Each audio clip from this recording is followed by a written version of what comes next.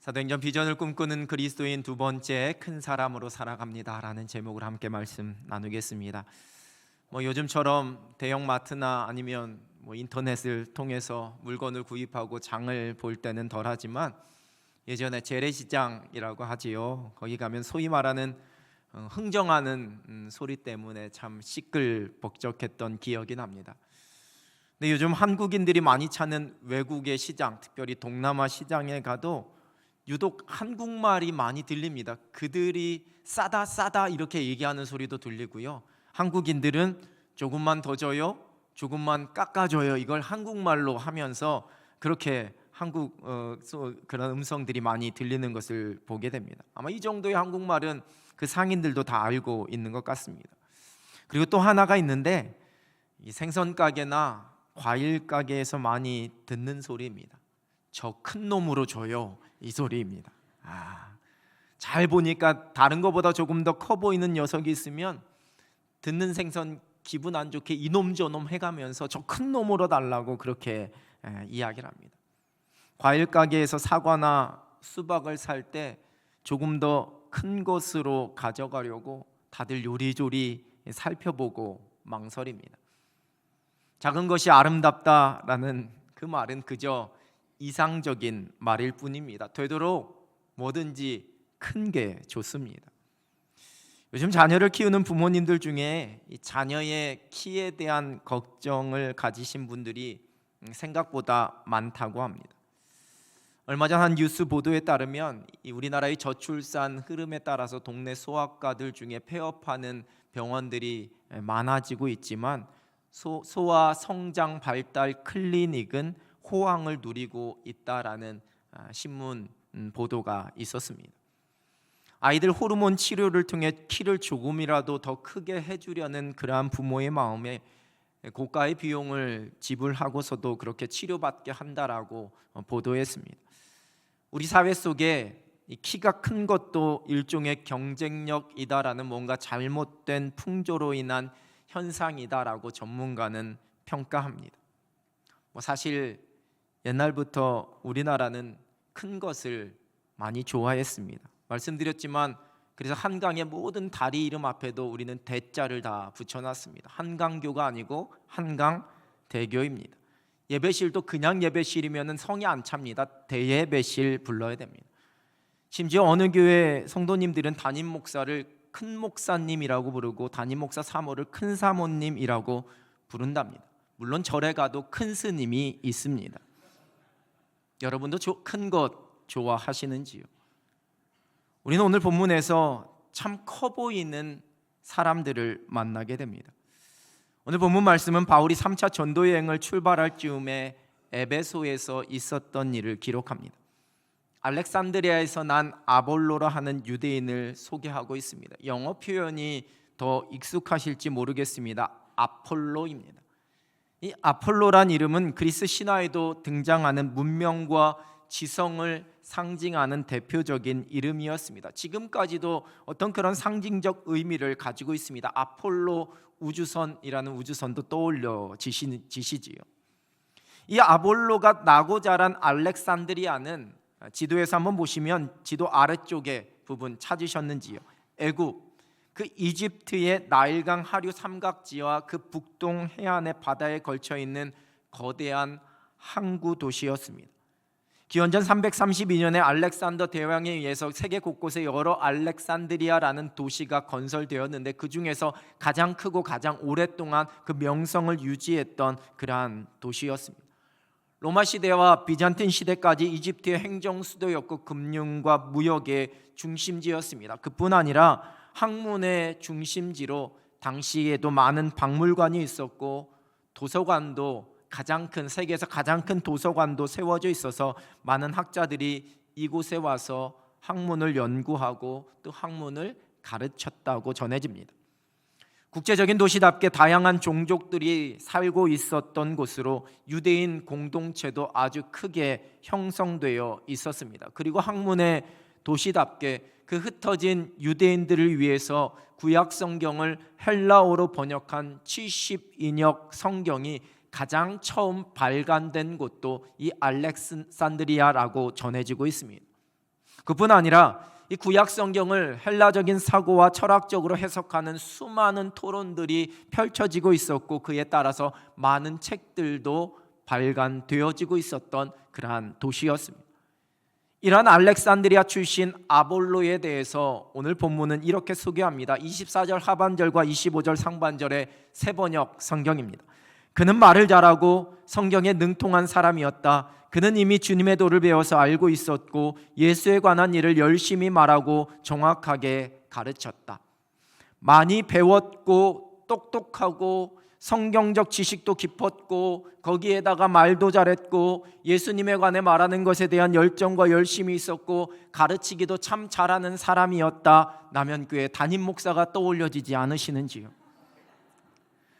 이 성경에 능통한 사람이라는 것은 구약 성경을 여러 번 읽고 연구한, 그래서 이 율법과 메시아에 관한 약속과 의미를 너무나 잘 알고 있었던 사람이다라는 의미일 것입니다.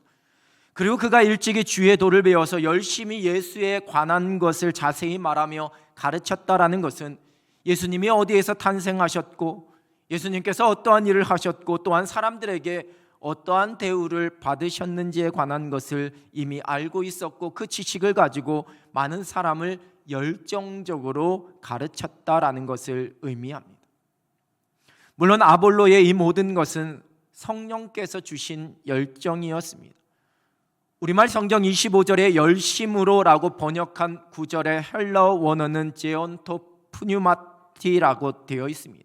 이 푸뉴마라는 것은 영이라는 의미를 가지고 있고 신약 성경에서는 성령을 뜻할 때에 사용됩니다. 즉 이러한 아볼로의 가르치는 모습에 대해서 아볼로에게 믿음은 없었고 단순히 그의 지식적인 열심으로만 행한 것이다라고 이야기할 수는 없다라는 겁니다.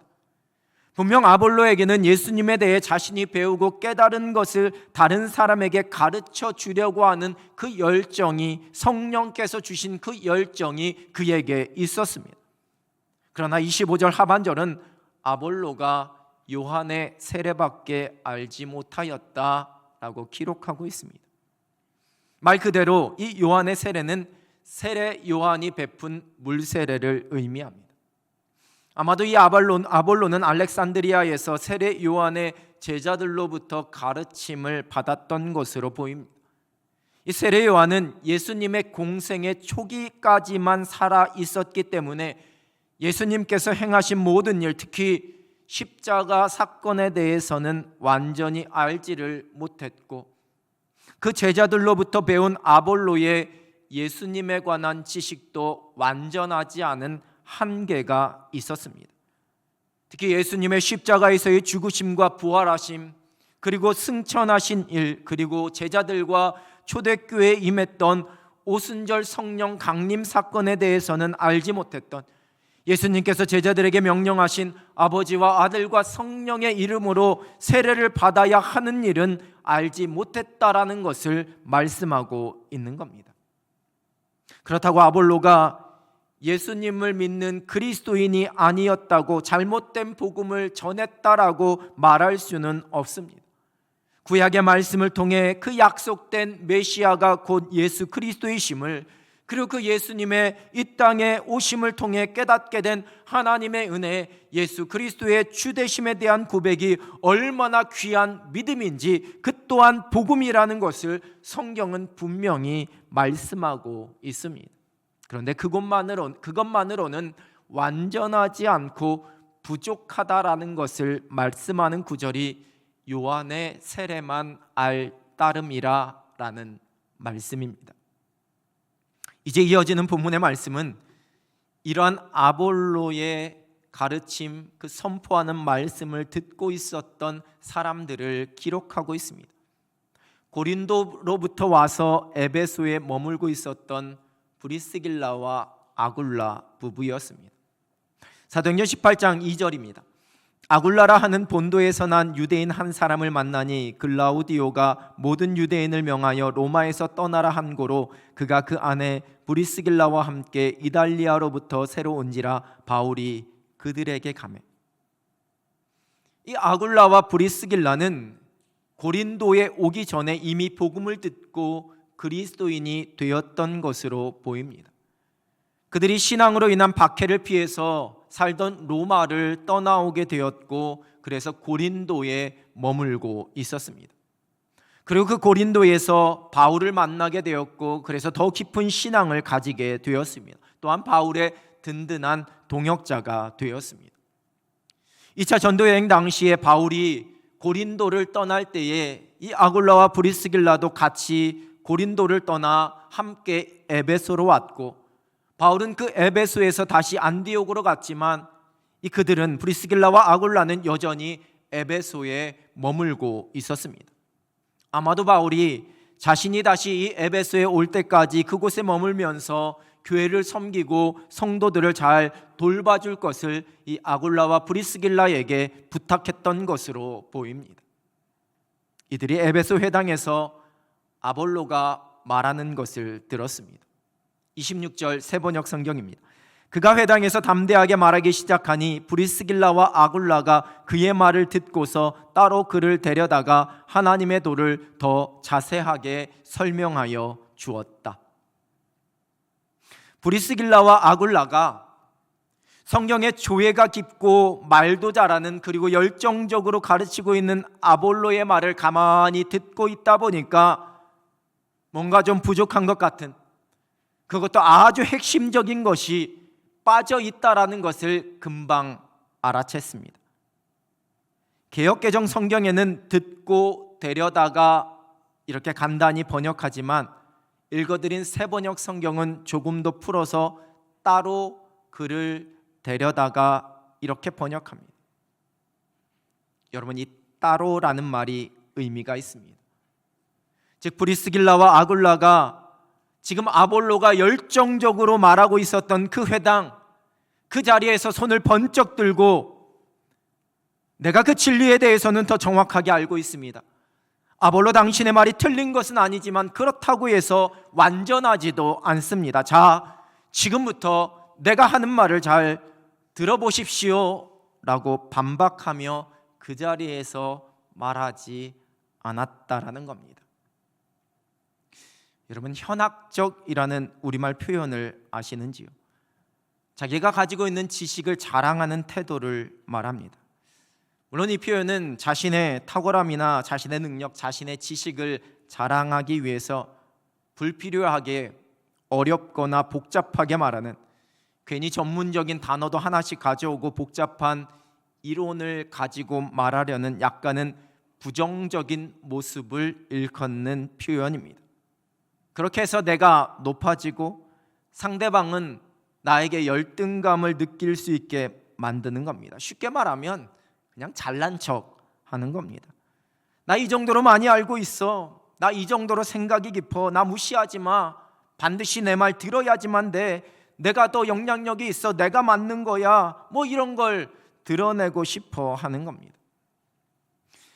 예전에 군에서 초급 장교들이 막 소위로 임관해서 부대의 소대장으로 부임하게 되면 그보다 군 생활을 훨씬 더 오래 한 말년 병장들이나 부사가 아닌 중사 상사들이 일부러 그 초급 장교 소위를 골탕 먹이는, 소위 말하는 소대장 길들이기라는 문화가 있었습니다.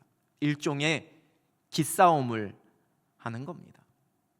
간혹 교회들 안에서도 은근히 이러한 모습이 나타납니다. 오래된 전통이 있는 교회에서는 새로 교회에 등록한 새신자들, 새롭게 임직한 직분자들, 그리고 새로 부임한 목회자들에 대해서 소위 말하는 오래된 교인들이, 그 부서에서 오래 사역한 사람들이 내가 더 잘 알고 있으니까 내 말 듣고 내 말대로 해야지만 된다라는, 괜히 나서거나 아는 척하지 말고 잠잠히 있어야만 한다라는 식으로 일종의 텃세 아닌 텃세를 부리는 겁니다. 여러분, 만약에 브리스길라와 아굴라에게 이러한 마음이 있었더라면 알렉산드리아에서 온 아볼로라는 사람, 여러분 요즘 젊은이들 표현으로는 듣보잡이라고 합니다. 듣도 보도 못한 잡거지라는 준말인데요.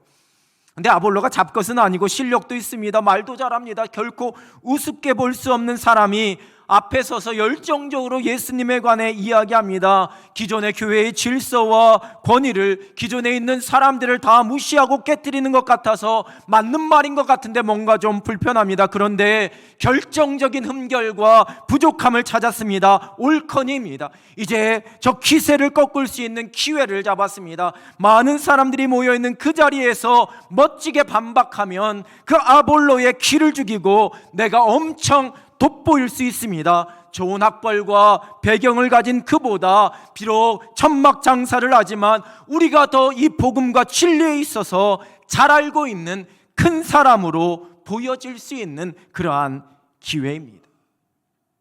그런데 그렇게 하지 않았습니다. 그를 조용히 따로 불렀습니다.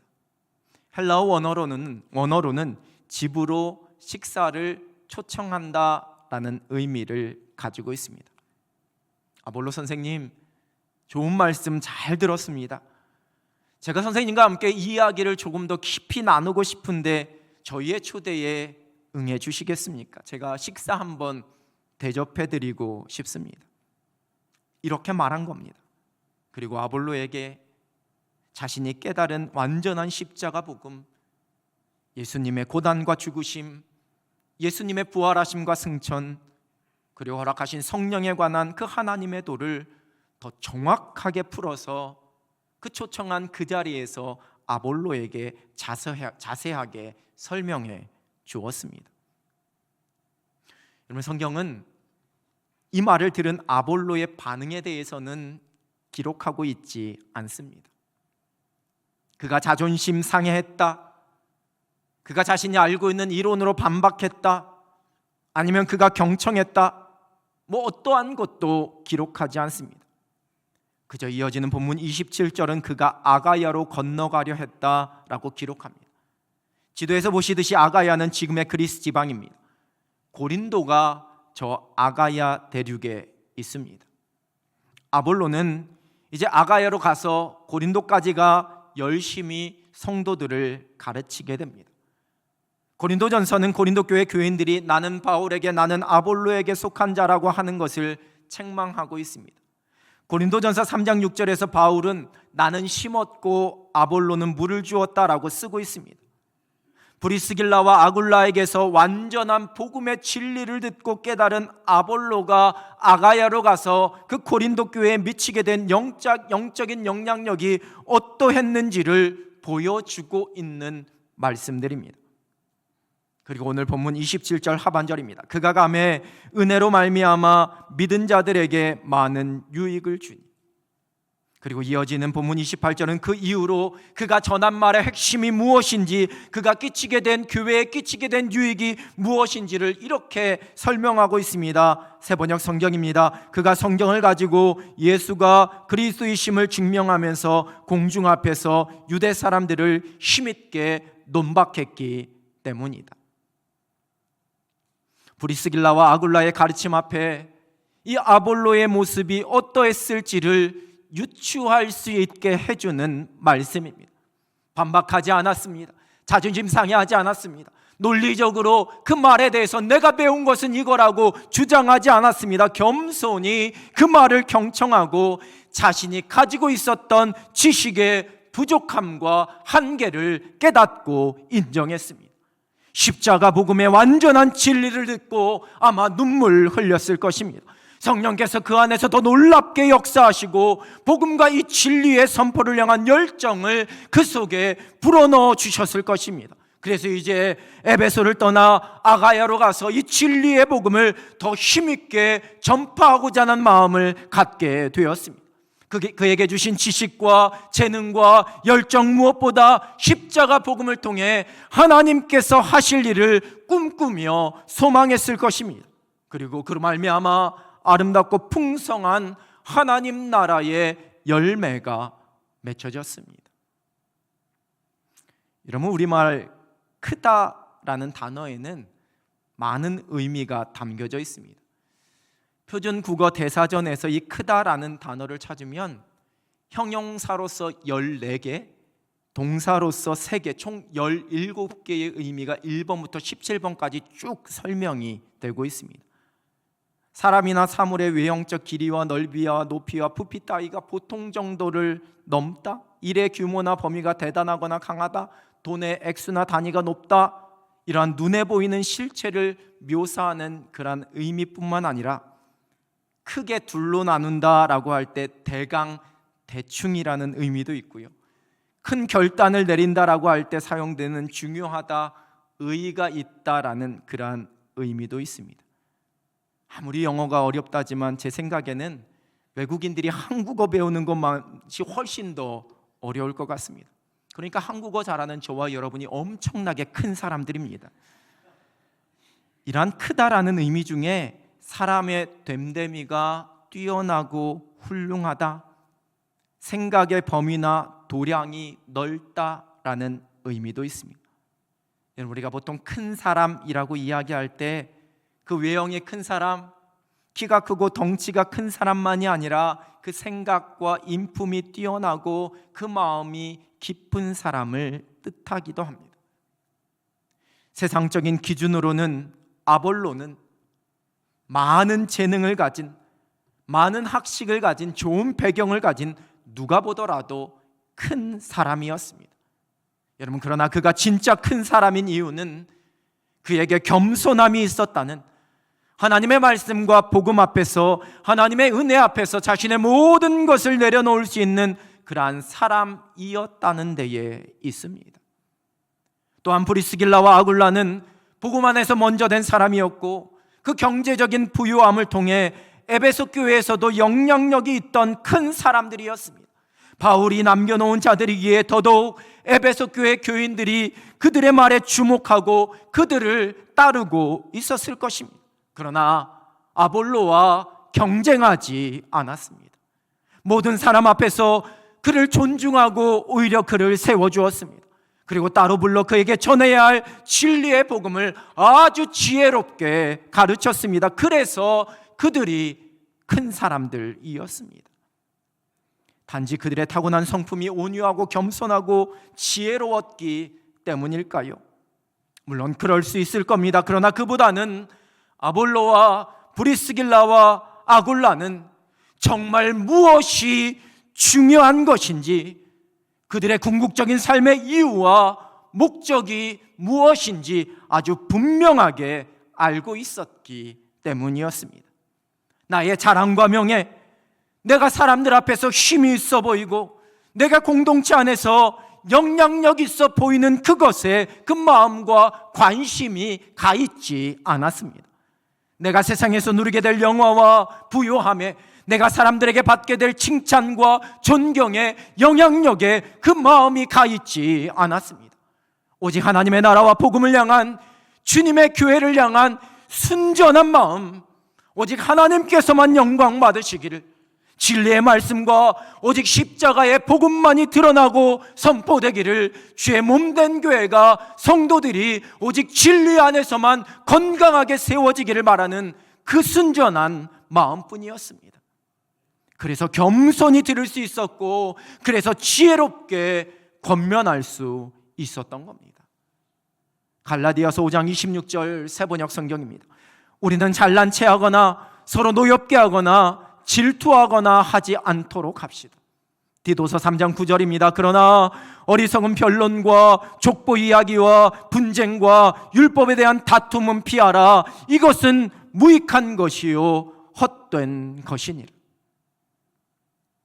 우리의 마음이 세상의 기준으로 좋아 보이는 것, 세상 사람들 앞에서 높아지는 것, 다른 사람들보다 부유해지는 것, 다른 사람들 앞에서 성공했다라고 여겨지는 것에 우리의 마음이 온통 가 있으면, 이러면 그것을 얻기 위해 수고하고, 그것을 잡기 위해 갈등하고, 그것을 지키기 위해 서로 노엽게 하고, 서로 질투하고, 서로 경쟁하고, 내 것만 고집부리게 됩니다. 내가 드러나야 하기 때문에, 내가 내 손에 더 많은 것을 쥐어야 하기 때문에 결코 나를 내려놓지를 못합니다. 물론 그렇게 함으로 세상에서는 큰 사람으로 보일 수 있습니다. 그러나 하나님 보시기에는 결코 그러한 사람이 큰 사람이 아니라는 겁니다. 하나님 나라를 소망하며 살아가는 그 사람들은 세상에서 가치 있어 보이는 것으로 인해 전전긍긍하지 않습니다. 내가 그것을 얻고 지키려고 몸부림치면서 남들을 아프게 하고 남들을 상처받게 하지 않습니다. 오직 하나님 나라의 소망 앞에 겸손히 모든 것을, 내 자신을, 내 생각을, 내 의견을, 내 고집을 다 내려놓을 수 있습니다.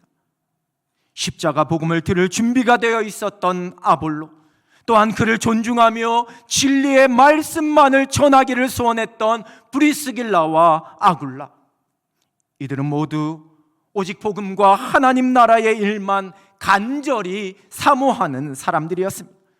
그래서 나머지 모든 것을 다 사사로이 여길 수 있었습니다. 하나님께서 원하시는 그 일을 위해서라면 자신에게 있는 그 모든 것을 다 내려놓을 수 있었습니다. 그래서 하나님 보시기에 큰 사람들이었습니다. 하나님 나라의 비전을 꿈꾸는 사람들이었기 때문입니다.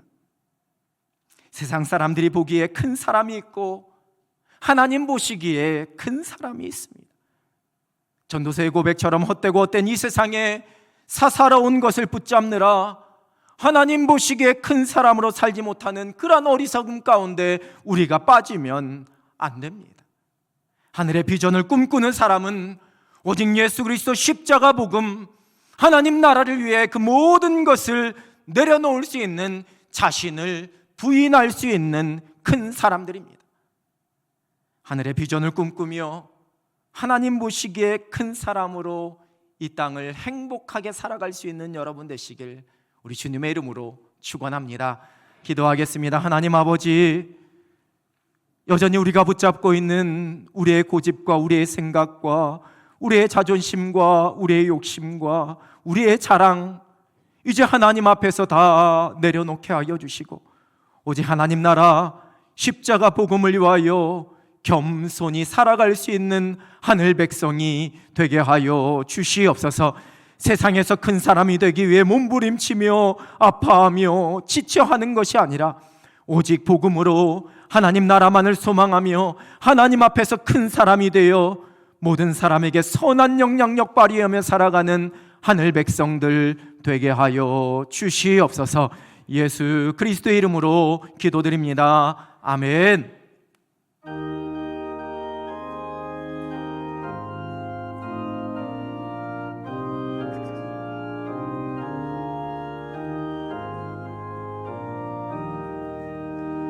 겸손히 주를 섬길 때 괴로운 일이 많으나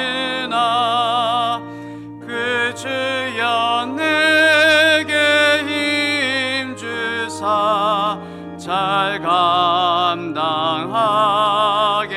하소서. 인자 한 말을 가지고 사람을 과화시키며 갈 길을 잃은 무리를 잘 인도하게 하소서. 그 주의 귀한 인내를 깨달아 알게 하시고 굳건한 믿음 주셔서 늘 승리하게 하소서. 장래의 영광 비추사 소망이 되게 하시며 그 주와 함께 살면서 참 평강 얻게 하소서. 아멘.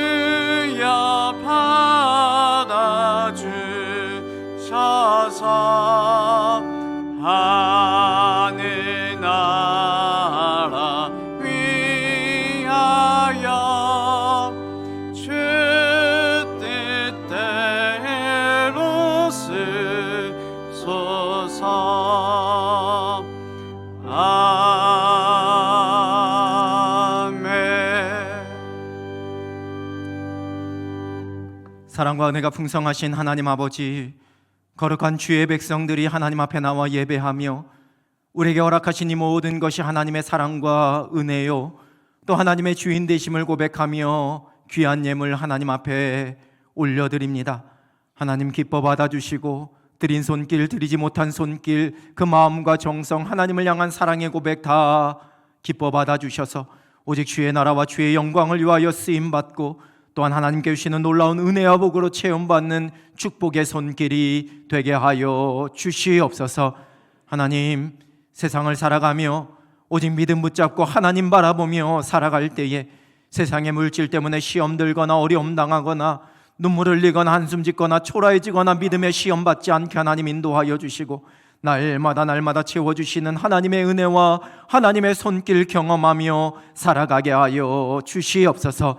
가정의 모든 형편, 삶의 모든 형편, 하나님 앞에 물질 때문에 힘들어서 눈물 흘리고 아파하는 그 모든 상황까지도 다 알고 계신 우리 하나님께서 하늘의 보고를 여셔서 마음껏 충만함으로 채워주셔서 하나님께 드리고 이웃과 나누고 이 땅을 살아가기에 조금도 부족함이 없는 행복한 삶이 되게 하여 주시옵소서.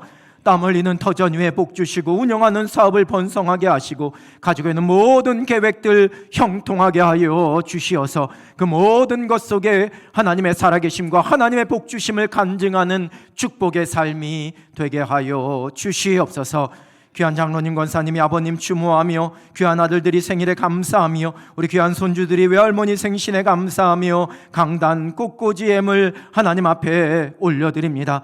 하나님께서 필요한 것 다 알고 계시고 그 앞길도 알고 계시오니 오직 믿음의 은혜와 하늘의 풍성한 복을 더하여 주시어서 그 삶에 차고 넘치는 하늘의 은혜가 그치지 않게 하여 주시고 특별히 우리 자녀손들의 앞날 위에 주께서 복의 복을 더하여 주시어서 하늘의 꿈을 이루어가는 세상이 감당치 못하는 믿음의 거목들 되게 하여 주시옵소서.